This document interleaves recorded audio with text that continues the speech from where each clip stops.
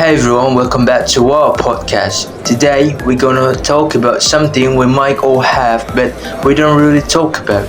It's about social media to our shrinking our attention span. Facts. I feel like sometimes my brain is just fried from scrolling. Anyone else?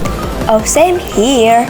I'll be trying to work or study and then 5 more minutes. And an hour's gone. I'm just scrolling my phone. My phone basically an extension of my hand at this point. Right? Like sometimes you're literally holding your phone and halfway through a convo you're like, where's my phone? And it's literally on your hand. So, before we dive deeper, I wanna ask you guys something. How much screen time do you have in a daily? And don't sugarcoat it. Honestly, for me, some days it's just gotta be like more than 10 hours. You know, like work stuff, studying, or mindless scrolling. You know, time flies. Yeah, I actually like clocking in around 8 to 9 hours. And it's not just like I'm having fun. There's cool apps, emails, and yeah, actually, but most of the time it's social media. I think I'm somewhere in between. But it's crazy how the average American touches the phone 2,600 times per day. That's insane. And get this, on average people pick up their phone 52 times a day. That's almost every 15 minutes. No wonder we can focus. Yeah, basically, every time we pick our phones, our brains got a little reward. That's our dopamine system kicking in. Okay, wait. Can you explain the dopamine system again? I kinda get lost when it...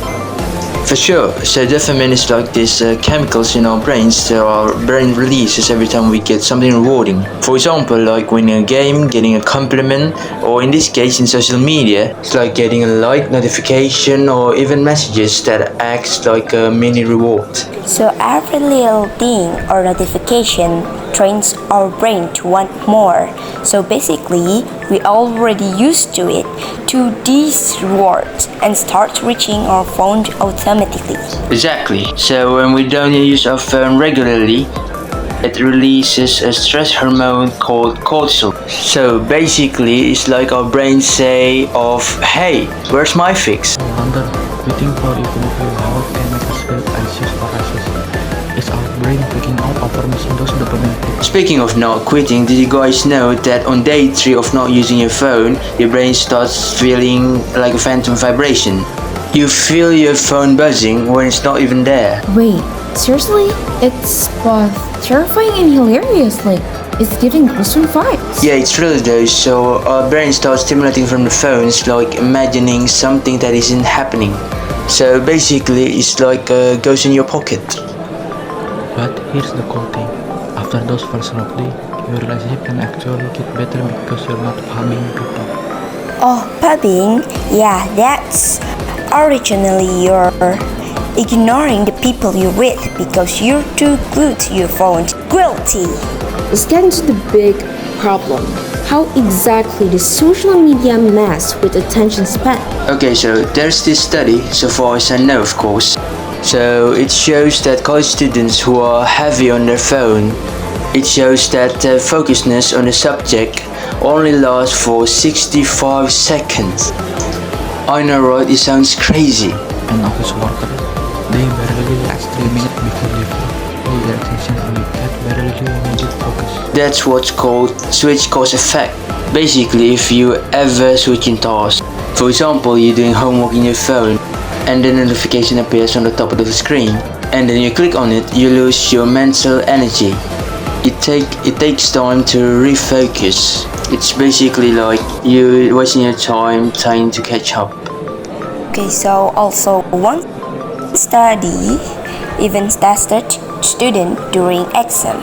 The group with those phones off got scored 20% better than those who had their phone on and got that.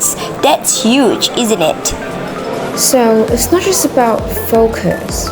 What about the longer term effects? So, as far as I know, okay. So, studies found that people who use their phone less is better at their cognitive skills. So, heavy phone use could actually decrease your brain's analytical abilities. And also, phone use cause physical issues too, like neck pain, wrist pain, and even a higher risk of carpal tunnel syndrome because of the way we use and hold our phones. And then there's the sleep factor. Phone can mess with your sleep because of the blue light from the screen. Oh, and phone use might even increase depression risk, especially in teens. One study found teens who spent 5 hours or more in a day on their phones are 71% more likely to develop depression symptoms. So, what do we actually do about this? Like, what can we do to fix our attention span? Start small. Putting your phone for an hour a day can help you getting better. After 5 to 7 days later, you can feel you getting better. One simple trick is to use the setting timer method. So basically, you just need to set your timer for 25 minutes and focus only on one task. And then you take a 5 minutes break to just check your phone or maybe stretch. It's called the Pomodoro technique and it's super effective. And use the not disturb or focus mode during. Also, do you guys think that offline activities work? Like reading, hanging out with friends without phones, or even like exercising? Yes, absolutely, but don't beat yourself to it. These companies are designed to get people hooked up to their apps. So it's okay to struggle, just keep on trying. Alright, that's our deep dive on social media attention span. Thank you for tuning in. Remember, your brain and body need some rest. Try a mini detox. You might feel better. Hit us up and let us know how your phone detox goes. We wanna hear your stories. Better focus, better sleep, and better vibes all around. Peace out. Stay focused. Live your best life offline. And catch you next time. Bye. Bye.